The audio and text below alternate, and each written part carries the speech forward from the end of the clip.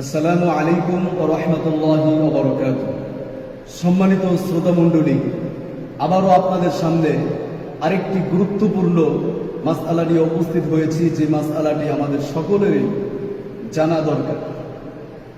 তো মাসআলাটি হলো, কেউ যদি রোজা অবস্থায় চোখে সুরমা, ঔষধ ইত্যাদি কোনো কিছু ব্যবহার করে তাহলে তার রোজা ভাঙবে না। আমরা অনেকেই ধারণা করি রোজা ভেঙে যাবে, আসলে রোজা ভাঙবে না।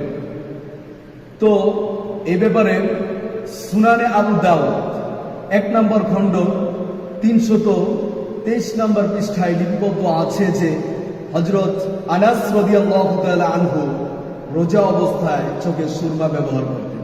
তাছাড়া রদ্দুল মুহতার নামক কিতাবের 2 নম্বর খণ্ড 395 নম্বর পৃষ্ঠায়ও এই মাসআলাটি উল্লেখ রয়েছে এবং ফাতওয়া হিন্দিয়া 1 নম্বর খণ্ড 203 নম্বর পৃষ্ঠায়ও এই মাসআলাটি লিপিবদ্ধ আছে।